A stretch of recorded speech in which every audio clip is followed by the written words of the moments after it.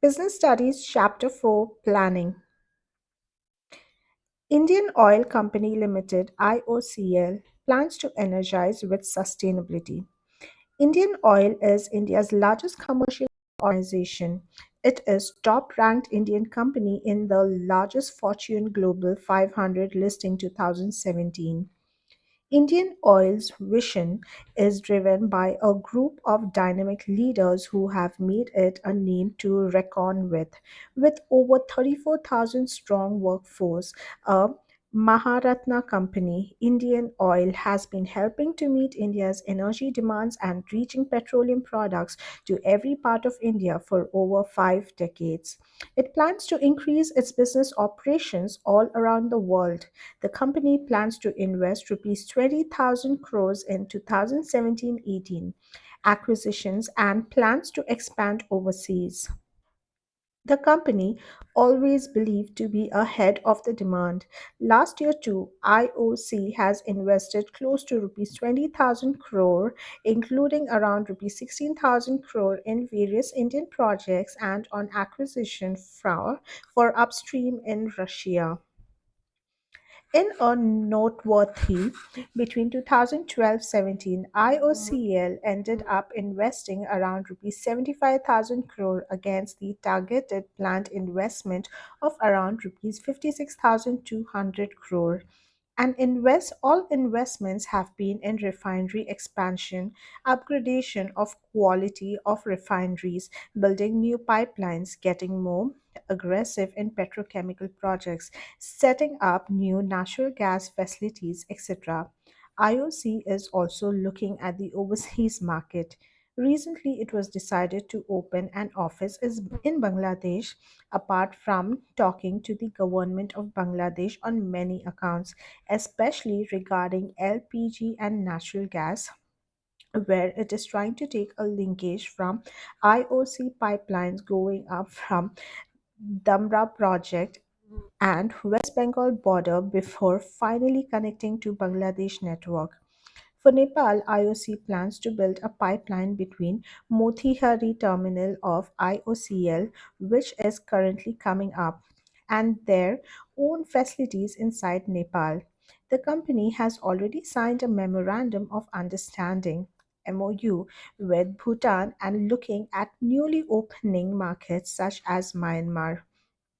The company always feels that they have to keep their eyes open for new acquisitions. The company has got good reserves and were able to generate funds through internal accruals. But on a project basis, IOC will certainly go into the market, both India and overseas, depending on which is cheaper to borrow money if needed. Introduction.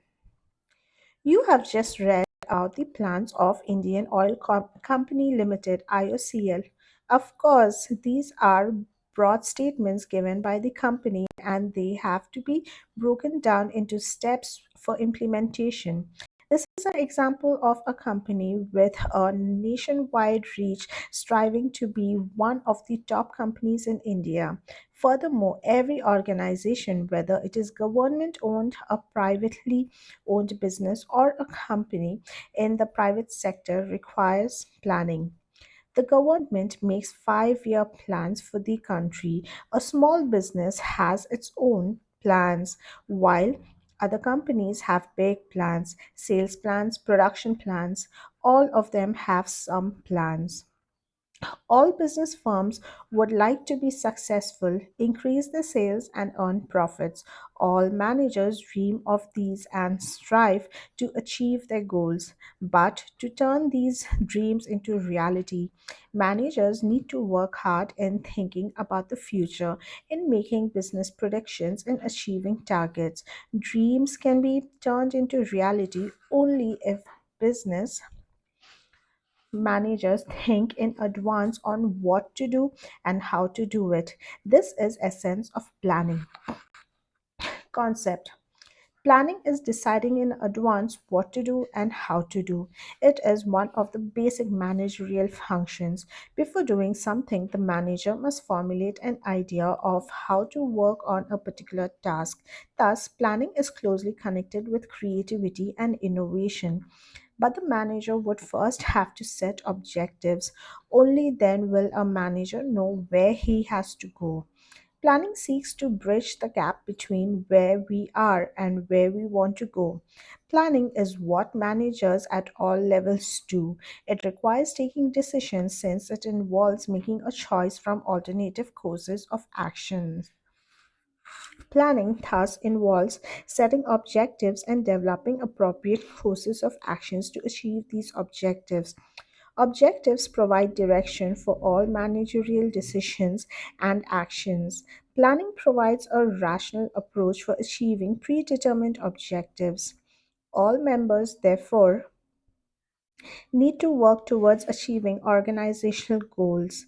These goals set the targets which need to be achieved and against which actual performance is measured. Therefore, planning means setting objectives and targets and formulating an action plan to achieve them. It is concerned with both ends and means, that is, what is to be done and how it is to be done. The plan that is developed has to have a given time frame, but time is a limited resource. It needs to be utilized judiciously. If time factor is not taken into consideration, conditions in the environment may change and all business plans may go waste. Planning will be a futile exercise if it is not acted upon or implemented. Do you think from the above we can formulate a comprehensive definition of planning?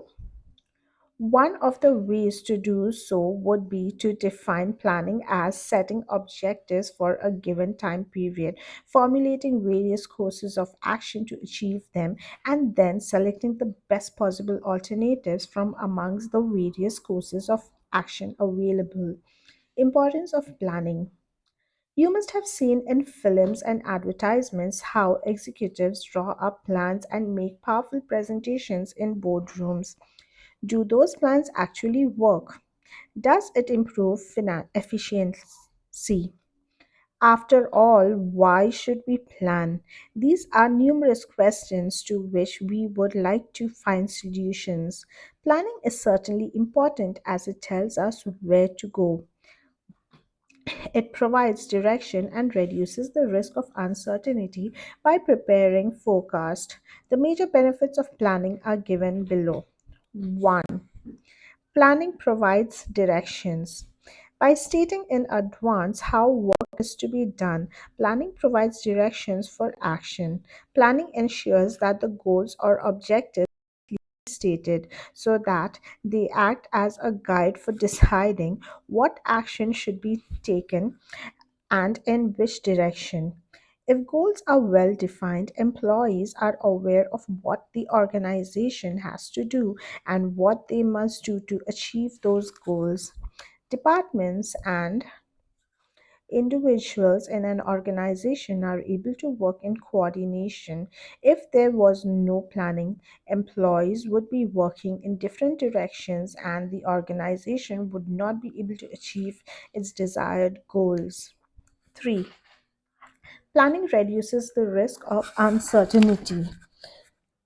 Planning is an activity which enables a manager to look ahead and anticipate changes.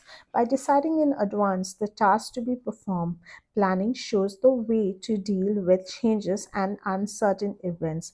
Changes or events cannot be eliminated, but they can be anticipated and managerial responses to them can be developed. 3. Planning reduces overlapping and wasteful activities. Planning serves as the basis of coordinating the activities and efforts of different divisions, departments, and individuals. It helps in avoiding confusion and misunderstanding. Since planning ensures clarity in thought and action, work is carried on smoothly without interruptions. Unless and redundant activities are minimized or eliminated. It is easier to detect inefficiencies and take corrective measures to deal with them. 4. Planning promotes innovative ideas. Since planning is the first function of management, new ideas can take the shape of concrete plans. It is the most challenging activity for the management as it guides all further actions leading to growth and prosperity of the business. 5. Planning facilitates decision making. Planning helps the manager to look into the future and make a choice from amongst the various alternative courses of actions. The manager has to evaluate each alternative and select the most viable proposition. Planning involves setting targets and predicting future conditions, thus helping in taking rational decisions. 6. Planning establishes standards of for controlling. Planning involves setting of goals. The entire managerial process is concerned with accomplishing predetermined goals through planning, organizing, staffing, directing, and controlling. Planning provides goals or standards against which actual performance is measured. By comparing actual performance with some standard, managers can know whether they have actually been able to attain the goals. If there is any deviation, it can be corrected. Therefore, we can say that planning is a prerequisite for controlling. If there were no goals and standards, then finding deviations, which are a part of controlling, would not be possible.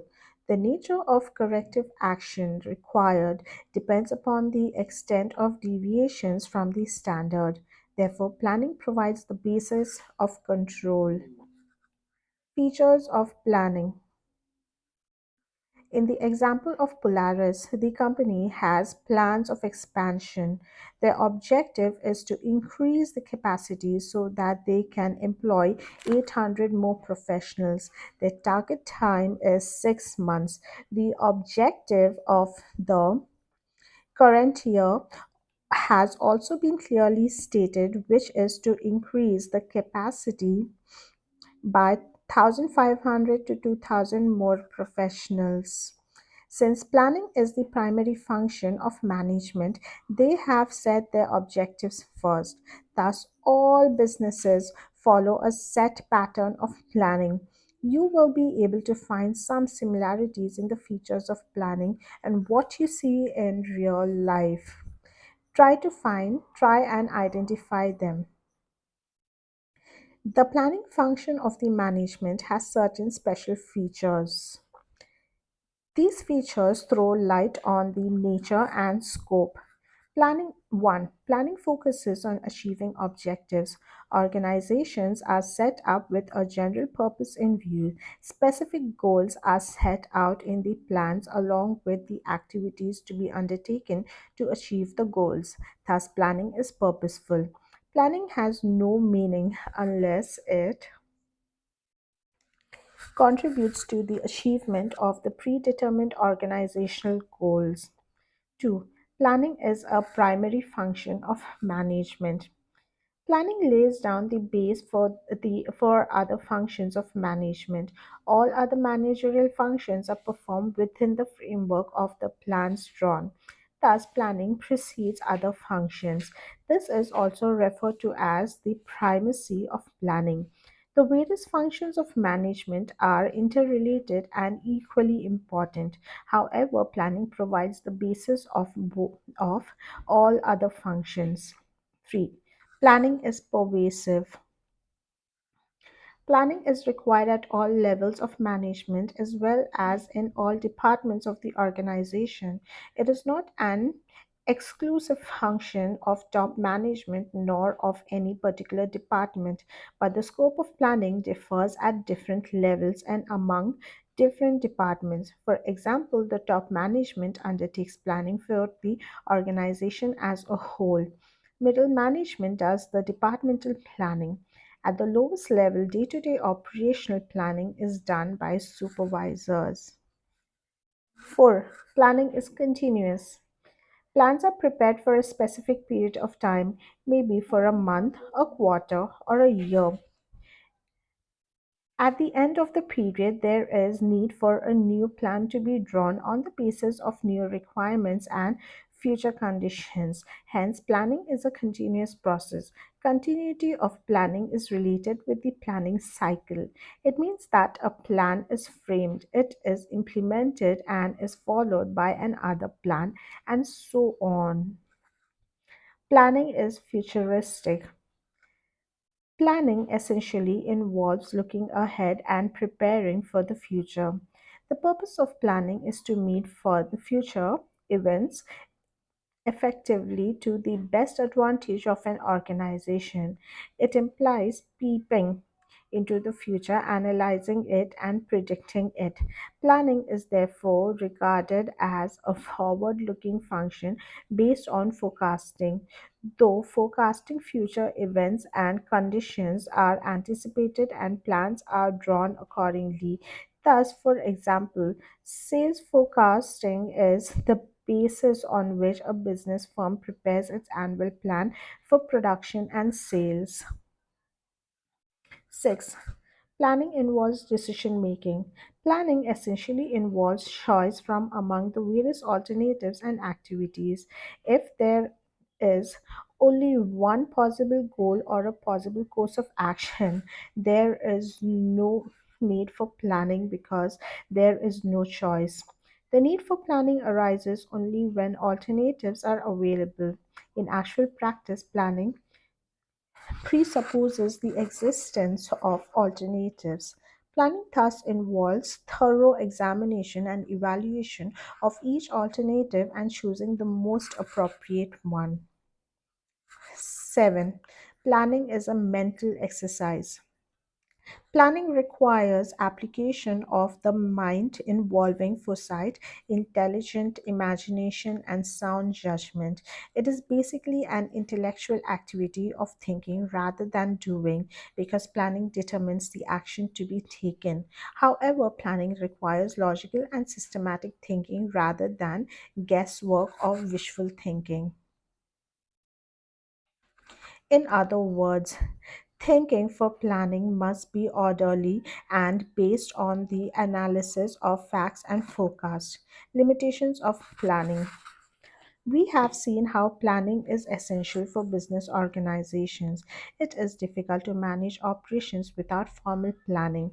It is important for the organization to move towards achieving goals, but we have often seen in our daily lives also that things do not always go according to the plan. Unforeseen events and changes rise in rise in costs and prices, environmental changes, government interventions, legal regulations all affect our business plans.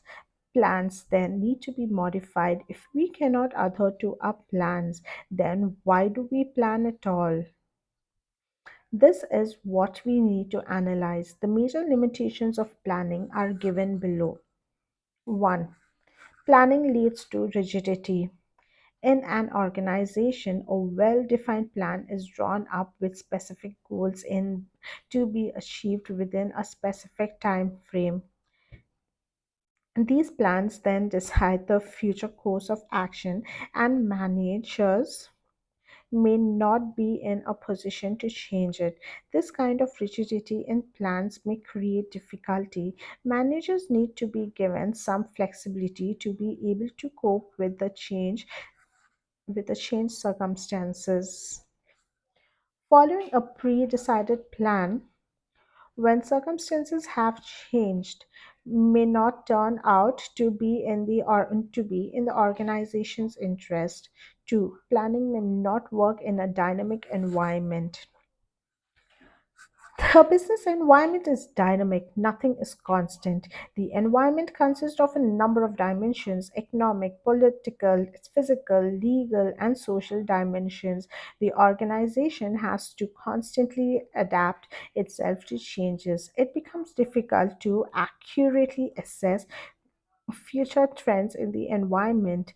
If economic policies are modified or political conditions in the country are not stable and there is a natural calamity. Competitions in the market can also upset financial plans. Sales targets may have to be revised, and accordingly, cash budgets also need to be modified since they are based on sales figures. Planning cannot foresee everything, and thus, there may be obstacles to effective planning. 3. Planning reduces creativity. Planning is an activity which is done by the top management. Usually, the rest of the members just implement these plans. As a consequence, middle management and other decision makers are neither allowed to deviate from the plans nor are they permitted to act on their own. Thus, much of the initiative are creatively or creativity inherent in them are also gets lost or reduced. Most of the time employees do not even attempt to formulate plans, they only carry out orders. Thus planning is a way reduce in a way reduces creativity since people tend to think along the same lines as others. There is nothing new or innovative. 4. Planning involves huge cost. When plans are drawn up, huge costs are involved in their formulation. These may be in terms of time and money. For example, checking accuracy of facts may involve lots of time. Detailed plans require scientific calculations to ascertain facts and figures. The cost incurred sometimes may not justify the benefits derived from the plans. There are number of incidental costs as well, like expenses on boardroom meetings, discussions with professional experts, and preliminary investigations to find out the viability of the plan. 5. Planning is a time consuming process. Sometimes plans to be drawn up take so much of time that there is not much time left for their implementation. 6. Planning does not guarantee success. The success of an enterprise is possible only when plans are properly drawn up and implemented. Any plan needs to be translated into action or it becomes meaningless. Managers have a tendency to rely on previous tried and tested successful plans. It is not always true that just because a plan has worked before, it will work again. Besides, there are too many other unknown factors to be considered. This kind of complacency and false sense of security may actually lead to failure instead of success. However, despite its limitations, planning is not a useless exercise. It is a tool to be used with caution.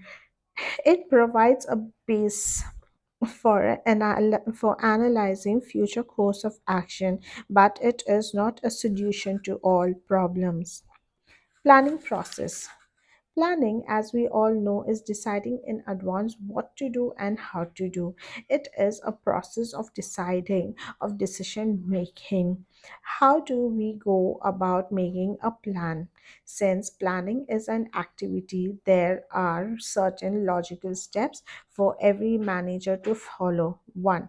Setting objectives. The first and foremost step is setting objectives. Every organization must have certain objectives. Objectives may be set for the entire organization and each department or unit within the organization. Objectives or goals specify what the organization wants to achieve. It could mean an increase in sales by 20%, which could be objective of the entire organization. How all departments would contribute to the organizational goals is the Plan that is to be drawn up. Objectives should be stated clearly for the departments, units, and employees. They give directions to all departments. Departments, units then need to set their own objectives within the broad framework of the organization's philosophy. Philosophy objectives have to percolate down to each unit and employees at all levels. At the same time, managers must contribute ideas and participate in the objective setting process. They have also under, they must also understand how their actions contribute to achieving objectives. If the end result is clear, it becomes easier to work towards the goal. 2. Developing premises. Planning is concerned with the future, which is uncertain, and every planner is using conjecture about what might happen in future. Kinds of plans, objectives, strategy, and policy of Mittikul. During the devastating earthquake of January 2001, Mansukh Bhai incurred heavy losses and most of his goods were damaged. He distributed the leftover stock that was undamaged to the quake affected masses of Kutch. This led to a photograph that was taken just after the earthquake and featured on the Sandesh Gujarati Daily in February 2001. It showed a broken water filter that was made by Mansukh Bhai with a caption that said, "The poor man's broken fridge." At that time, he met the Gujarat Grassroot Innovation Augmentation Network GIAN Ahmedabad, which supported Mansukh Bhai further in his endeavor. Finally, after an arduous quest and several tests of soil and fridge designs, he emerged with the innovative Mythical fridge in 2005. After that, he has innovated various products using clay. In 2011-12, his company posted a turnover of 25 lakhs and the company is growing at 15% annually. He was eyeing to achieve a target of 35 lakhs by the end of the next fiscal year. Objective. The company has stuck to its policy of keeping all its products at lower rate, which will be affordable for the poor people. Policy.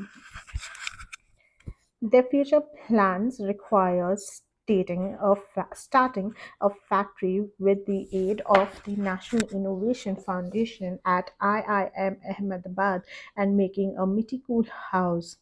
It will be a green, eco friendly house with clay that will have no electricity but only renewable energy to maintain a comfortable temperature inside.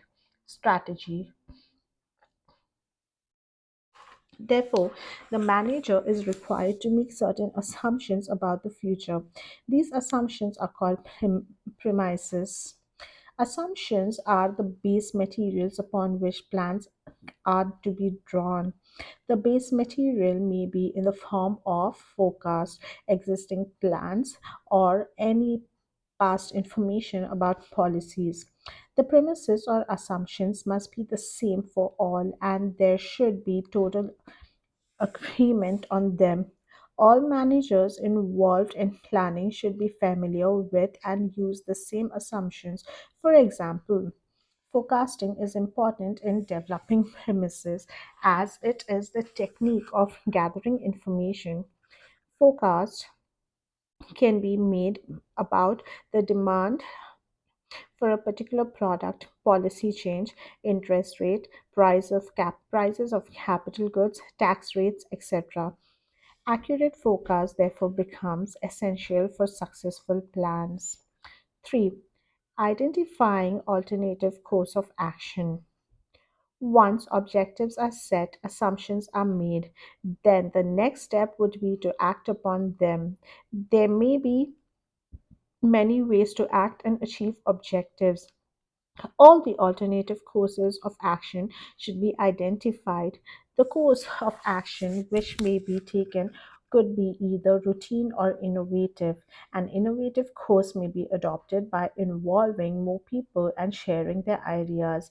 If the project is important, then more alternatives should be generated and thoroughly discussed amongst the members of the organization. 4. Evaluating alternative courses. The next step is to weigh the pros and cons of each alternative. Each course will have many variables which have to be weighed against each other. The positive and negative aspects of each proposal needs to be evaluated in the light of the objectives to be achieved. In financial plans, for example, the risk return trade off is very common. The more risky the investment, the higher the return it is likely to give. To evaluate such proposals, detailed calculations of earnings per share, interest, taxes, dividends are made and decisions taken. Accurate forecast is in conditions of certainty or uncertainty then become vital assumptions for these proposals. Alternatives are evaluated in the light of their feasibility and consequences. 5. Selecting an alternative. This is the real point of decision making. The best plan has to be adopted and implemented. The ideal plan, of course, would be the most feasible, profitable, and with least negative consequences. Most plans may not always be subjected to mathematical analysis. In such cases, subjectivity and managers' experience, judgment, and at times intuition plays an important part in selecting the most viable alternative. Sometimes a combination of plans may be selected instead of one best course. The manager will have to apply permutations and combinations and select the best possible course of action. 4. 6. Implementing the plan. This is the step where other managerial functions also come into picture. The step is concerned with putting the plan into action, that is doing what is required. For example, if there is a plan to increase production, then more labor, more machinery will be required. This step would also involve organizing for labor and purchase of machinery. 7. Follow-up action. To see whether plans are being implemented and activities are performed according to schedule is also part of planning process. Monitoring the plans is equally important to ensure that objectives are achieved. Types of plans: single use and standing plans. An organization has to prepare a plan before making any decision related to business operations or undertaking any project. Plans can be classified into several types depending upon the use and the length of the planning period. Certain plans have a short term horizon and help to achieve operational goals. These plans can be classified into single use plans and standing plans. Single use plan. A single use plan is developed for a one time event or project. Such a course of action is not likely to be repeated in future. That is, they are for non recurring situations. The duration of this plan may depend upon the type of the project. It may span a week or a month. A project may sometimes be of only one day, such as organizing an event or a seminar or a conference. These plans include budgets, programs, and projects. They consist of details including the name of employees who are responsible for doing the work and contributing to the single use plan. For example, a program may consist of identifying steps, procedures required for opening a new department to deal with other minor works. Projects are similar to programs but differ in scope and complexities. A budget is a statement of expenses, revenue, and income for a specified period. Standing plan. A standing plan is used for activities that occur regularly over a period of time. It is designed to ensure that internal operations of the organization run smoothly. Such a plan greatly enhances efficiency in routine decision making. It is usually developed once but is modified from time to time to meet the business needs as required. Standing plans include policies, procedures, methods, and rules. Policies are generally forms of standing plans that specifies the organization's responses to a certain situation, like the admission of policy of an educational institution. Procedures describe steps to be followed in a particular circumstance, says like the procedure for reporting progress in production. Methods provide the manner in which a task has to be performed. Rules are very clearly stated as to exactly what has to be done, like reporting for work at a particular time. Single use and standing plans are part of the operational planning process. There are other types of plans which usually are not classified as single use or standing plans. A strategy, for example, is part of strategic planning or management. It is a general plan prepared by top management outlining resources, allocations, priorities, and takes into consideration the business environment and competition. Objectives are usually set by the top management and serve as a guide for overall planning. Each unit then formulates their own objectives, keeping in view the overall organizational goals. Based on what the plans seek to achieve, plans can be classified as objective, strategy, policy, procedure, method, rule, program, budget. Objectives. The first step in planning is setting objectives. Objectives, therefore, can be set to be the desired future position that the management would like to reach. Objectives are very basic to the organization and they are defined as end with which the management seeks to achieve by its operations. Therefore, an objective, simply stated, is is what you would like to achieve, that is, the end results of activities. For example, an organization may have an objective of increasing sales by 10% or earning a reasonable rate of return on investment, earns a 20% profit from business. They represent the end point of planning. All other managerial activities are also directed towards achieving these objectives. They are usually set by top management of the organization and focus on broad general issues. They define the future state of affairs which the organization strives to realize. They serve as a guide for overall business planning. Different departments or units in the organization may have their own objectives. Objectives need to be expressed in specific terms, that is, they should be measurable in quantitative terms in the form of a written statement of desired results or be achieved within a given time period. Strategy. A strategy provides the broad contra- contours of an organization's business. It will also refer to future decision defining the organization's direction and scope in the long run. Thus, we can say a strategy is a comprehensive plan for accomplishing an organization's objectives. The comprehensive plan will include three dimensions: one, determining the long term objectives, two, adopting a particular course of action, and three, allocating resources necessary to achieve the objectives.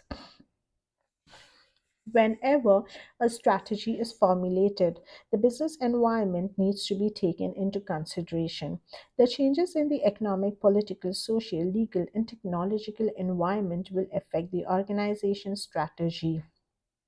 Strategies usually take the course of forming the organization's identity in the business environment.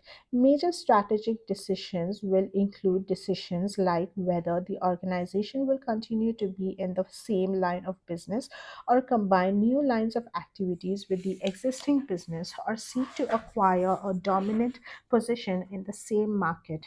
For example, a company's marketing strategy has to address certain questions, that is, who are the customers? What is the demand for the product? Which channel of distribution to use? What is the pricing policy? And how do we advertise the product? These and many more issues need to be resolved while formulating a marketing strategy for an organization. Policy. Policies are general statements that guide thinking or channelize energies towards a particular direction. Policies provide a basis for interpreting strategy, which is usually stated in general terms. They are guides to managerial action and decisions in the implementation of strategy. For example, the company may have a recruitment policy, pricing policy, within which objectives are set and decisions are made. If there is an established policy, it becomes easier to resolve problems or issues. As such, a policy is the general response to a particular problem or situation. There are policies for all levels and departments in the organization, ranging from major company policies to minor policies. Major company policies are for all to know, that is, customers, clients, competitors, etc., whereas minor policies are applicable to insiders and contain minute details of information vital to the employees of an organization. But there has to be some basis divulging, divulging information to others. Policies define the broad parameters within which a manager may function. The manager may use his or her discretion to interpret and apply a policy. For example, the decisions taken under a purchase policy would be in the nature of a manufacturing or buying decisions. Should a company make or by its requirements of packages, transport services, printing or stationery, water and power supply, and other items? How should vendors be selected for procuring supplies? How many suppliers should a company make purchases from? What is the criteria for choosing suppliers? All these queries would be addressed by the purchase policy. Procedure. Procedures are routine steps on how to carry out activities. They detail the exact manner in which any work is to be performed. They are specified in a chronological order. For example, there may be a procedure for requisitioning supplies before production. Procedures are specified steps to be followed in particular circumstances. They are generally meant for insiders to follow. The sequence of steps or actions to be taken are generally to enforce a policy and to attain predetermined objectives. Policies and procedures are interlinked with each other. Procedures also steps to be Procedures are steps to be carried out within a broad policy framework. Method. Methods provide the prescribed way or manner in which a task has to be performed considering the objectives. It deals with a task comprising one step of a procedure and specifies how this step is to be performed. The method may vary from task to task. Selection of proper method saves time, money, and effort and increases efficiency.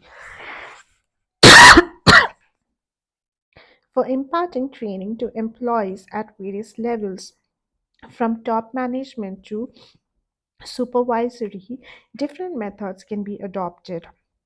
For example, for higher level management orientation, programs, lectures, and seminars can be organized, whereas at the supervisory level, on the job training methods and work oriented methods are appropriate.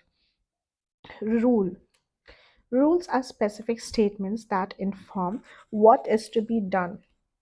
They do not allow for any flexibility or discretion. It reflects a managerial decision that a certain action must or must not be taken. They are usually the simplest type of plans because there is no compromise or change unless a policy decision is taken. Program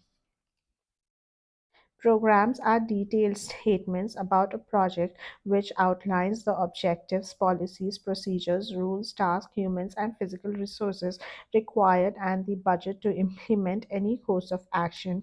Programs will include the entire gamut of activities as well as the organization's policy and how it will contribute to the overall business plan. The minutest details are worked out, that is, procedures, rules, budgets within the broad policy framework. Budget. A budget is a statement of expected results expressed in numerical terms. It is a plan which quantifies future facts and figures. For example, a sales budget may forecast the sales of different products in each area for a particular month. A budget may also be prepared to show the number of workers required in a factory at peak production times. Since budget represents all items in numbers, it becomes easier to compare actual figures with expected figures and take corrective actions subsequently. Thus, a budget is also a control device from which deviations can be taken care of. But making a budget involves forecasting. Therefore, it clearly becomes under planning. It is a fundamental planning instrument in many organizations. Let us take an example of cash budget. The cash budget is a basic tool in the management of cash. It is a device to help the management to plan and control the use of cash. It is a statement showing the estimated cash inflows and cash outflows over a given period. Cash inflows would generally come from cash sales, and cash outflows would generally be costs and expenses associated with the operations of the business. The net cash position is determined by the cash budget, that is, inflows minus outflows is equal to surplus or deficiency. The management has to hold adequate cash balances for various purposes, but at the same time, it should avoid excess balance of cash since it gives little or no return. The business has to assess a plan and plan its needs for cash with a degree of calculation. Summary. Planning. Planning is deciding in advance what to do and how to do. It is one of the basic managerial functions. Planning therefore involves setting objectives and developing an appropriate course of action to achieve these objectives. Importance of planning. Planning provides directions, reduces risk of uncertainty, reduces overlapping and wasteful activities, promotes innovative ideas, facilitates decision making, establishes standards for controlling. Features of planning. Planning focuses on achieving objectives. It is a primary function of management. Planning is pervasive, continuous, futuristic, and involves decision making. It is a mental exercise. Limitations of planning. Planning leads to rigidity, reduces creativity, involves huge cost. It is a time consuming process. Planning does not work in a dynamic environment and does not guarantee success. Planning process. Setting objectives. Objectives may be set for an entire organization and each department or unit within the organization. Developing premises. Planning is concerned with the future, which is uncertain, and every planner is using conjecture about what might happen in future. Identifying alternative course of action. Once objectives are set, assumptions are made, then the next step would be to act upon them, evaluating alternative courses. The next step is to weigh the pros and cons of each alternative. Selecting an alternative. This is the real point of discussion of decision making. The best plan has to be adopted and implemented. Implement the plan. This is concerned with putting the plan into action. Follow up action. Monitoring the plans are equally important to ensure the objectives are achieved. To ensure that objectives are achieved. Types of plans. Objectives. Objectives, therefore, can be said to be the desired future position that the management would like to reach. Strategy. A strategy provides the broad contour of an organization's business. It will also refer to future decisions defining the organization's directions and scope in the long run. Policy. Policies are general statements that guide thinking or channelize energies towards a particular direction. Procedure. Procedures are routine steps on how to carry out activities. Rules. Rules are specific statements that tell what is to be done. Program. Programs are detailed statements about a project which outlines the objectives, policies, procedures, rules, tasks, humans, and physical resources required and the budget to implement any course of action. Budget. A budget is a statement of expected results expressed in numerical terms. It is a plan which quantifies future facts and figures.